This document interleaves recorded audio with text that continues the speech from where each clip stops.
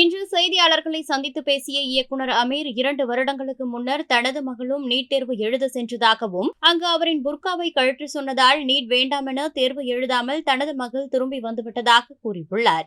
வட இந்தியால இப்ப கைது பண்ணப்பட்டிருக்காங்க, 50 பேருக்கு மேல கைது பண்ணப்பட்டிருக்காங்க. அப்ப நீ போலி மருத்துவரை உருவாக்குறியா, தரமான மருத்துவரை உருவாக்குறியா? ஒரு கேள்விக்கு பதில் சொல்லுங்க என் உடன் பிறந்தார்களே. இந்திய நாட்டின் மருத்துவ மாணவர்கள், தரமான மருத்துவ மாணவர்களை உருவாக்க அமெரிக்காவில் இருக்கிற ஒரு தனியார் நிறுவனத்திற்கான தேவை என்ன? புரோமெட்ரிக்குங்கிற அமெரிக்க நிறுவனத்துக்கு தேவை என்ன? இந்தியாவில் தரமான மருத்துவரை உருவாக்கி கொடுக்க.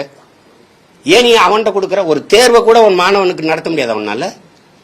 வட இந்தியாவில எந்த பெண்ணுக்கு தோட கழட்டி மூக்கத்தை கழட்டி நீங்க பாத்திருக்கீங்க? ஆனா என் மாநிலத்துல மட்டும்தான் தோடு மூக்கத்தீவுல விட்டு கொண்டு வர முடியும்னு சொல்ற நீங்க. இவிஎம் எந்திரத்துக்குள்ள ஒண்ணும் பண்ண முடியாதுன்னு சொல்றீங்க. ரெண்டையும் நீங்க தான் சொல்றீங்க. துப்பட்டாவை கலட்டுறீங்க, உள்ளாடை கலட்டுறீங்க, தலைமுடியை விரிச்சு போடுறீங்க. எங்க பிள்ளைய தேர்வு எப்படி எழுதும்? என்ன மனநிலையில நீங்க உள்ள அனுப்புறீங்க எங்களை? என்னுடைய பொண்ணு 2 வருஷத்துக்கு முன்னாடி நீட் எழுத போச்சு. நான் அதை எந்த செய்திகள்லையும் சொல்லலை. நீட் எழுத போனப்ப அவ போட்டிருந்த புர்காவை கலட்ட சொல்லிட்டு உள்ள வர சொன்னாங்க. நீட்டே வேணான்னு சொல்லிட்டு அது வீட்டுக்கு வந்துருச்சு. ஏன்னா நீங்க ஆடை, தோடு, கழுத்தில் இருக்கிற செயின் இதெல்லாம் வைக்க முடியும்னு சொல்றது அது மனநிலையை பாதிக்கிறதா? ஒரு அச்சமூட்டி உள்ள கூட்டி போறது. இப்படி ஒரு கேள்வியை எழுப்போமே நீங்க. நான் நீட்ல நாங்க 2 பேரும் தேர்ச்சி வென்று வந்துடுறோம் மாணவர்கள்.